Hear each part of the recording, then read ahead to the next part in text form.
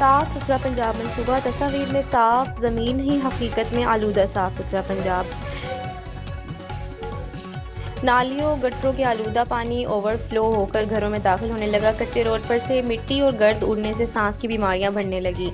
मियां चुन्नू आजम बोतला रोड नस्ल railway line के मकीन शदीद मुश्किलात का सामना कर रहे हैं क्योंकि सफाई के जिम्मेदार इदारे साफ सुथरा पंजाब की टीम अपनी जिम्मेदारी में गैर फाल हैं। शहरियों का कहना है कि नालियों का ओवरफ्लो गुजरने वालों के लिए मुश्किलात पैदा कर रहा है और पानी घरों तक पहुंचने लगा है, जबकि मोहल्ले में मिट्टी और गर्द उड़ने की वजह से बच्चों और बूढ़ों में सांस की बीमारियां फैलने लगी हैं। मुकामी अफराद का कहना है कि शहर की सफाई सिर्फ मेन सड़कों तक महदूद है और बकिया इलाकों में सिर्फ फोटो सेशन तक ही काम होता है, जबकि गुजरगाहें और रिहायशी इलाके नज़रअंदाज किए जा रहे हैं।